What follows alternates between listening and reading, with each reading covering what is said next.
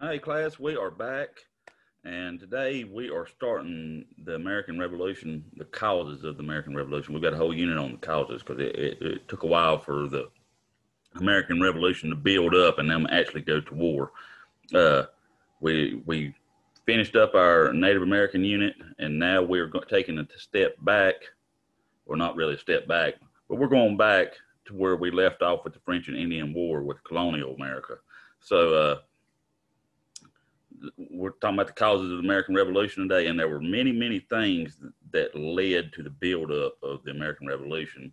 And today we're just going to go over a few of the things that we are going to go with over in this unit.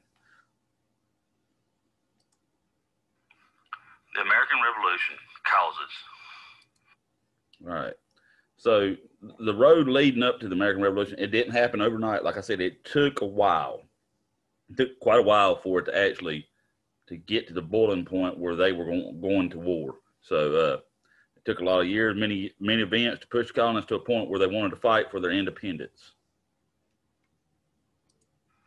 Did it happen quickly? The road leading up to the American Revolution didn't happen overnight. It took several years and many events to push the colonists to a point where they wanted to fight for their independence. All right. So the American colonies, they were first founded by people trying to escape religious persecution in England, and we talked about that when we talked about the colonies. So you had Pennsylvania with the Quakers, you had the Puritans, you had the Pilgrims. All of them came looking to escape religious persecution in England, and the British government became more involved in the affairs of the colonies when they started in the ultimate breaking point, or not the ultimate breaking point, but one of the breaking points was taxes. All right, the people begin to worry. Hey, we came over here looking for religious persecution. Are we going to lose some of our freedoms because they're imposing their will over here?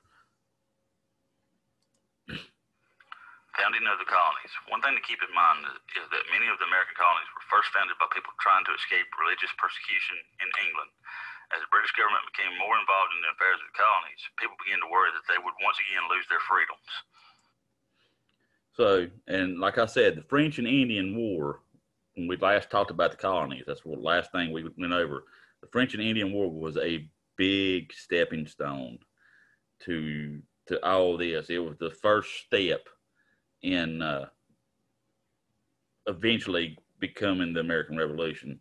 It took place between the American colonies and New France, and it lasted for about 9 years. Well, it cost Britain a whole lot of money. All right, the British troops not only helped the colonists to fight the war, but they were stationed there for the protection of the war, and it cost Britain a lot of money. Which Britain said, "Hey, we don't want to have to pay for this ourselves.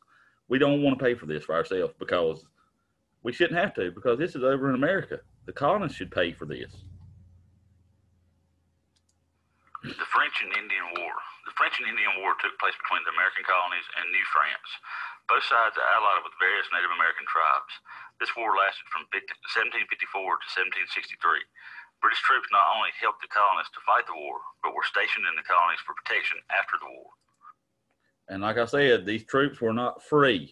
So Britain needed money to pay for the troops, and British Parliament decided, hey, we're gonna tax the American colonies. Well, nobody likes taxes. Mr. Sean don't like taxes. None of your parents, I guarantee you, don't like taxes. I know my parents don't like taxes. So these are things that would eventually get under their skin because they didn't want to pay these taxes, and they definitely didn't want to pay them to someone way across the ocean, 5,000 miles away, or however far England is. So but that was one of the starting point.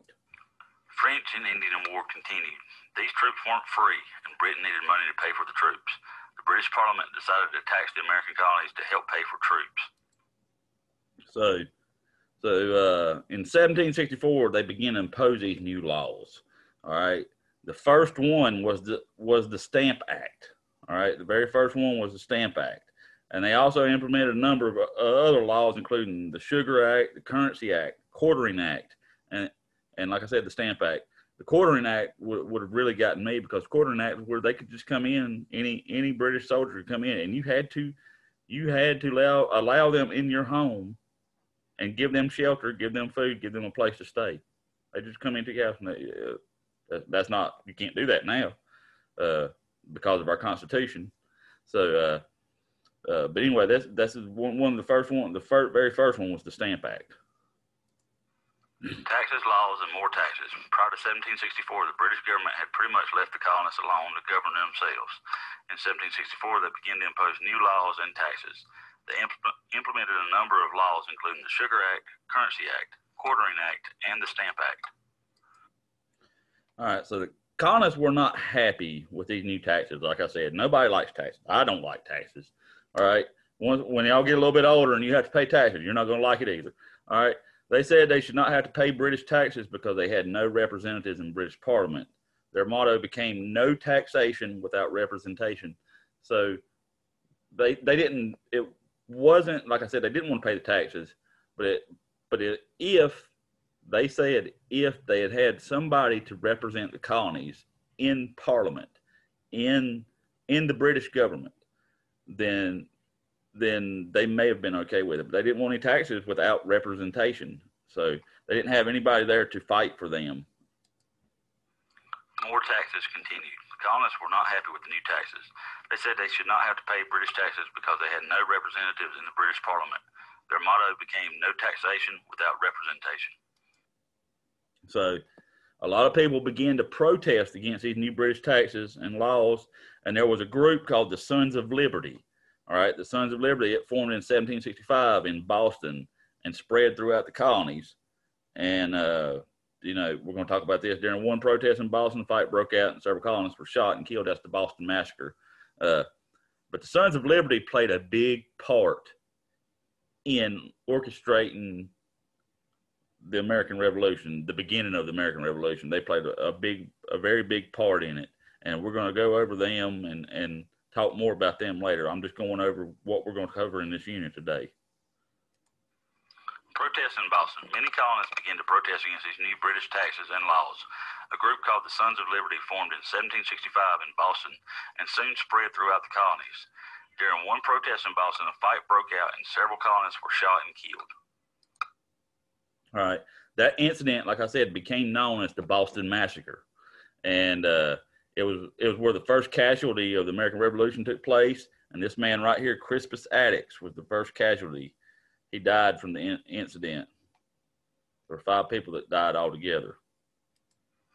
Boston Massacre. This incident became known as the Boston Massacre. It was the first casualty of the American Revolution took place as Crispus Attucks died from the incident. All right, then in 1773, you had the British imposed a new tax on tea. The colonists loved tea. All right, that was their main drink. All right, and they protested this by this new tax by going to the Boston Harbor and dumping all this tea into the water. All right, like 90,000 pounds of tea. All right, 342 chests. All right, about $1 million worth of it today. So, and this protest became known as the Boston Tea Party. Boston Tea Party. In 1773, the British imposed a new tax on tea. Several patriots in Boston protested this act by boarding ships in Boston Harbor and dumping their tea into the water. This protest became known as the Boston Tea Party. Several of these patriots were the Sons of Liberty, by the way. All right. Then you had the Intolerable Acts. And the Intolerable Acts, the British decided the colonies needed to be punished for the Boston Tea Party because it cost Britain a lot of money when they did that.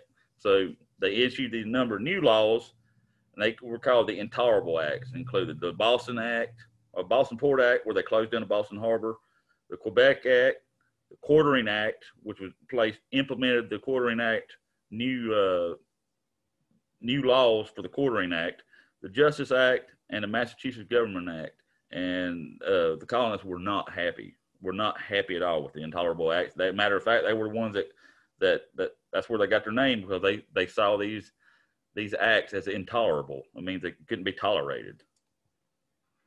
The Intolerable Acts. The British decided that the colonies needed to be punished for the Boston Tea Party. They issued a number of new laws that the colonists called the Intolerable Acts. These included the Boston Port Act, the Quebec Act, Quartering Act, Justice Act, and the Massachusetts Government Act. All right. So in 1775, British soldiers in Massachusetts were ordered to disarm some American rebels and to arrest their leaders. Okay, John Hancock and Samuel Adams. All right. And the Revolutionary War began on April 19th, 1775, when fighting broke out. Fighting broke out at the battles of Lexington and Concord, and we'll go over those. That was the very first battle. It was the shot heard around the world of the American Revolution. The war begins. In 1775, British soldiers in Massachusetts were ordered to disarm the American rebels and to arrest their leaders. The Revolutionary War began on April 19, 1775, when fighting broke out between the two sides at the battles of Lexington and Concord. All right. The comprehension questions. Like I said, this is what we're going to go over in our unit for the causes of the American Revolution. What war helped cause the American Revolution? There was one war that I mentioned at the beginning of this. Was it A, the French and Indian War, B, the Puritan War, or C, the Great Swamp Fight?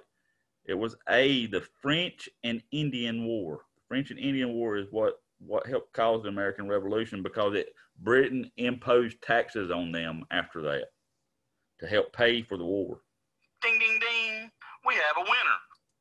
Number 2, what did England make the colonists pay after the French and Indian War? A, nothing. B, taxes, or they made them pay Mr. Sean. B, taxes. They made them pay taxes. Made them pay taxes to pay for the French and Indian War, because it cost Britain a lot of money. We have a winner. Number 3, what tax did England try first? What was the very first tax? A, the Stamp Act, B, the Mr. Sean Act, or C, the Dirt Tax? It was A, the Stamp Act. The Stamp Act is what they, and we'll talk about it. Actually, I think we talk about it on our next one. Ding, ding, ding. We have a winner. Number 4, what was the colonists' tax motto? A, we are one. B, no taxation without representation. Or C, be all you can be. It was B, no taxation without representation. They did not want you to place taxes on them without having a representative in the British Parliament or the British government. And the colonists did not have any representative from the colonies over in the British government. So, ding, ding, ding. We have a winner. Number 5, what was the group called who protested the taxes? Was it A, William Penn's Merry Men, B, the Sons of Liberty, or C, Mr. Sean? It was B, the Sons of Liberty. The Sons of Liberty played a very, very important role in the American Revolution, and in the us getting to where we started the American Revolution. They played a very important role. Ding, ding, ding. We have a winner. All right, class, that is all for today. Be sure to go on Schoology and go in and submit your assignment so you get credit. And we will be back next time. I think with the Stamp Act is what I've got listed. I may be wrong. It may be the Stamp Act, might be the next one. But I'll be back, and we'll talk more of the causes of the American Revolution. And this is Mr. Sean's favorite thing to teach in all of history. So I'll see y'all then.